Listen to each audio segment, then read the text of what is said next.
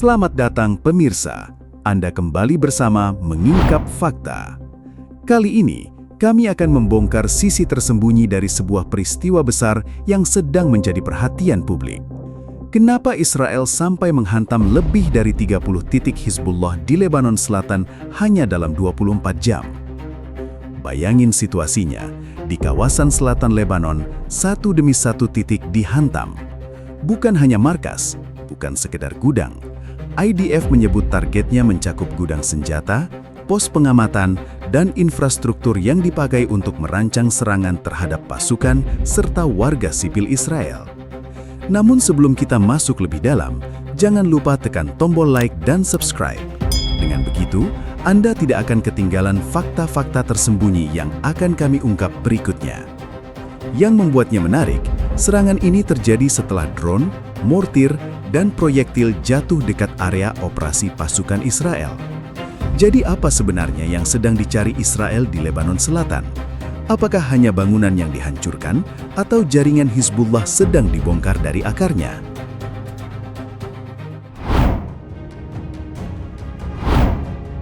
Pada 18 Mei 2026, Lebanon Selatan kembali masuk ke pusat perhatian setelah IDF menyatakan telah menghantam lebih dari 30 titik infrastruktur Hizbullah dalam waktu 24 jam. Serangan itu tidak diarahkan ke satu lokasi besar saja. Titiknya tersebar dari gudang senjata, pos pengamatan, sampai bangunan yang disebut dipakai untuk menyiapkan operasi terhadap pasukan Israel dan warga sipil Israel. Bayangin situasinya. Di kawasan perbukitan dan desa-desa dekat perbatasan, beberapa titik mulai dihantam satu persatu. Ada lokasi yang diduga menyimpan amunisi, ada bangunan yang dipakai untuk memantau pergerakan pasukan, ada pula infrastruktur yang menurut Israel menjadi bagian dari jaringan Hizbullah.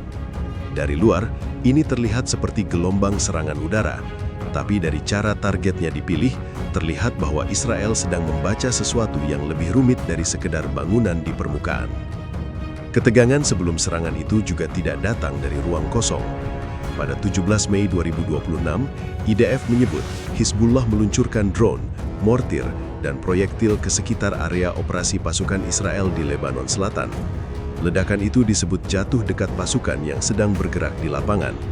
Tidak ada korban besar yang diumumkan, tetapi bagi Israel, tanda seperti ini cukup untuk menunjukkan bahwa Hizbullah masih mampu mendekati, mengganggu, dan mengancam dari jarak yang terlalu dekat. Disinilah arah peristiwa mulai terlihat. Ketika drone dan mortir muncul di sekitar area operasi, Israel tidak hanya melihatnya sebagai satu gangguan terpisah. Israel melihat adanya jaringan yang membuat tekanan itu mungkin terjadi. Ada pihak yang mengamati posisi pasukan, ada jalur yang dipakai untuk menggeser senjata, ada titik-titik yang bisa berubah menjadi tempat peluncuran atau tempat koordinasi. Karena itu, responsnya tidak berhenti pada satu sasaran. Lebanon Selatan memang bukan wilayah yang mudah dibaca dari udara saja.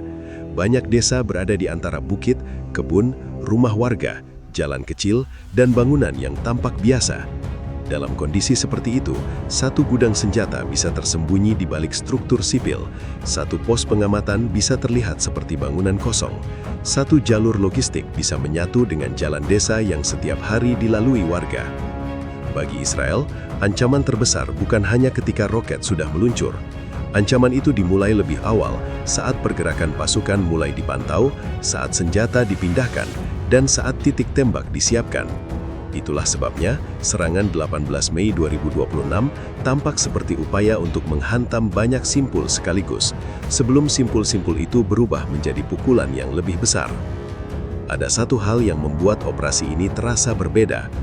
Jumlah targetnya menunjukkan bahwa Israel kemungkinan sudah memegang peta ancaman yang cukup rinci. Serangan seperti ini tidak biasanya disusun dalam hitungan menit.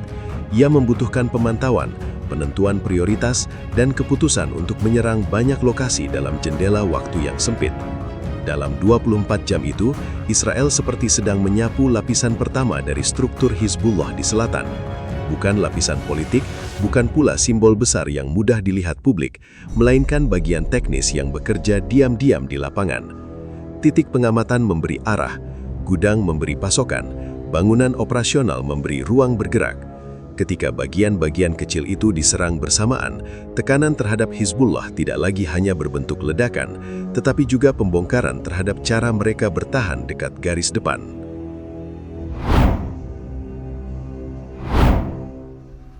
Di balik serangan 18 Mei 2026, ada bagian yang sering luput dari perhatian. Israel tidak hanya menyebut gudang senjata sebagai sasaran. IDF juga menyebut pos pengamatan dan infrastruktur yang dipakai Hizbullah untuk merancang serangan. Artinya, yang sedang diburu bukan hanya benda yang bisa meledak, tetapi sistem yang membuat serangan itu bisa diarahkan. Dalam perang di Lebanon Selatan, pos pengamatan punya nilai besar. Dari titik seperti itu, pergerakan pasukan bisa dipantau, kendaraan yang masuk ke jalur tertentu bisa dicatat, pergeseran unit kecil bisa dibaca, bahkan rutinitas patroli bisa dipelajari dari hari ke hari. Bagi kelompok seperti Hizbullah, informasi lapangan seperti ini bisa menjadi bahan untuk menentukan kapan serangan dilakukan, dari arah mana, dan terhadap sasaran apa. Pada 17 Mei 2026, ketika drone, mortir, dan proyektil muncul di sekitar area operasi pasukan Israel, ancamannya tidak berdiri sendiri. Drone butuh pengarah, mortir butuh perkiraan posisi, proyektil butuh titik tembak yang sudah dipilih. Semua itu membutuhkan mata di lapangan, jalur komunikasi, dan tempat penyimpanan yang cukup dekat dengan area operasi. Karena itulah, sehari setelah ketegangan itu meningkat, Israel bergerak menyasar lebih dari 30 titik. Serangan terhadap pos pengamatan menunjukkan bahwa Israel ingin menutup ruang pandang Hizbullah. Jika mata itu dibiarkan aktif, pasukan di lapangan bisa terus berada dalam tekanan. Mereka bukan hanya menghadapi senjata yang ditembakkan, tetapi juga bayangan bahwa setiap pergerakan sedang diamati. Dalam kondisi seperti itu, patroli kecil pun bisa berubah menjadi sasaran. Gudang senjata punya fungsi berbeda, tetapi sama penting. Tanpa pasokan dekat garis depan, serangan akan lebih sulit dilakukan cepat. Amunisi harus dipindahkan dari tempat lain, resiko terdeteksi makin besar, dan waktu persiapan menjadi lebih panjang.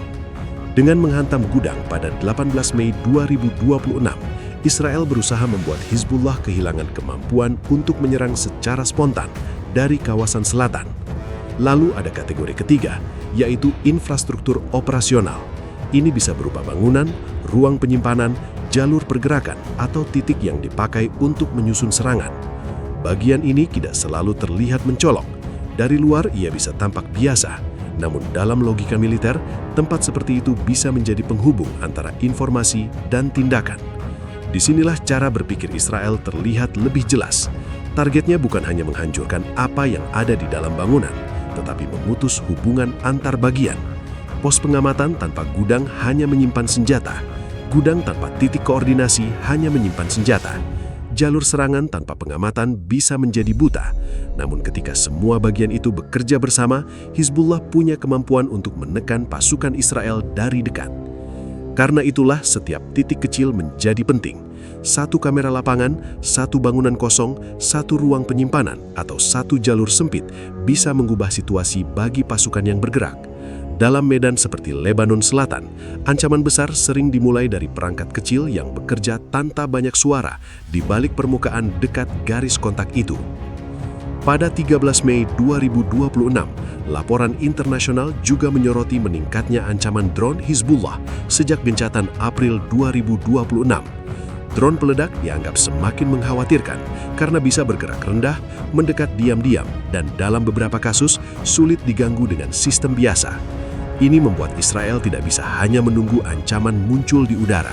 Mereka harus mencari sumber yang membuat drone itu bisa diterbangkan. Maka operasi 18 Mei 2026 bisa dibaca sebagai upaya membongkar mekanisme serangan, bukan sekadar membalas tembakan.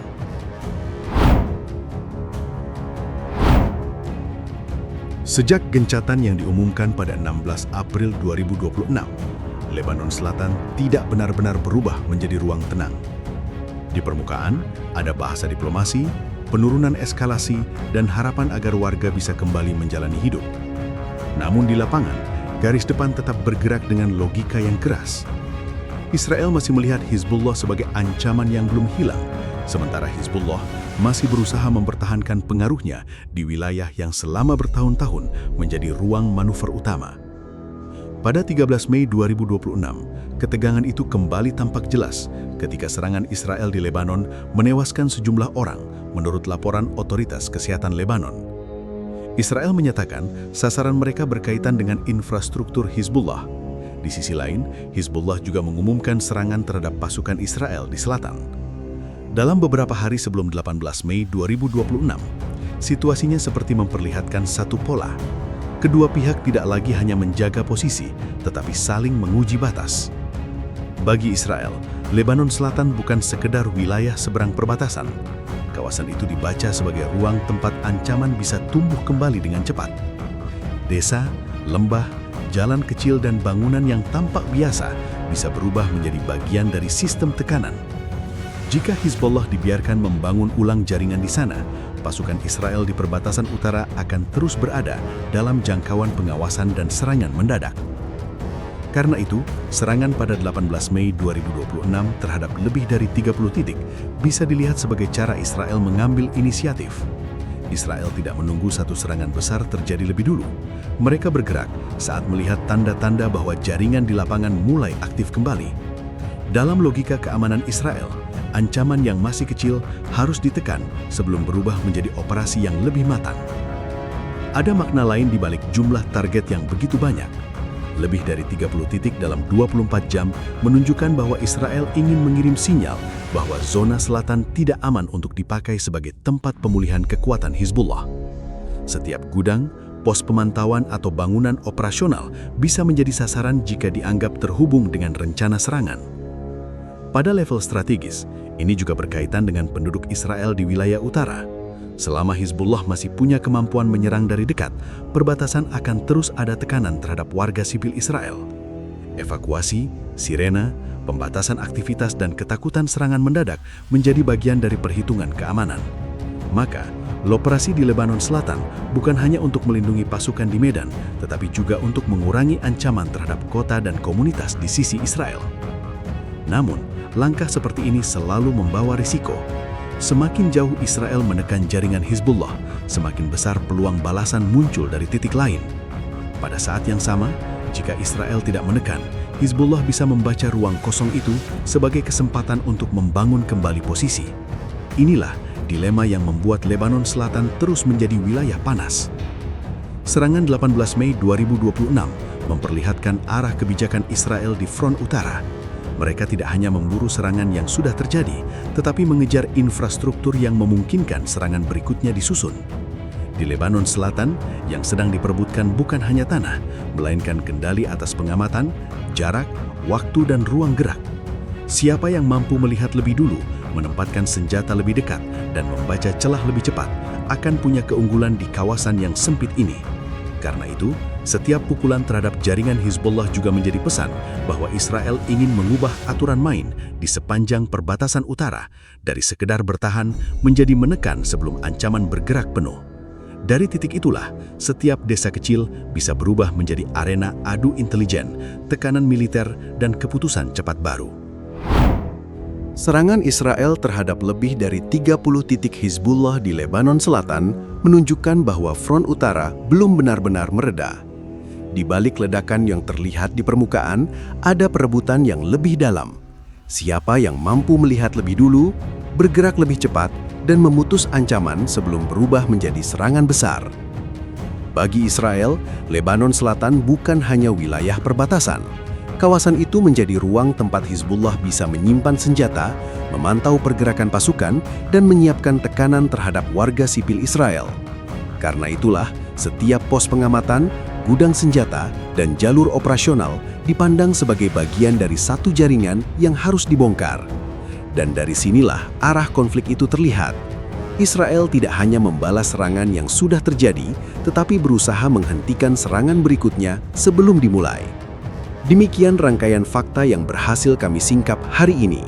Jangan lupa subscribe ke channel Menyingkap Fakta dan aktifkan lonceng notifikasi agar Anda tidak ketinggalan pengungkapan fakta-fakta penting lainnya. Menyingkap Fakta, mengungkap kebenaran di balik setiap peristiwa. Sampai jumpa pada fakta berikutnya.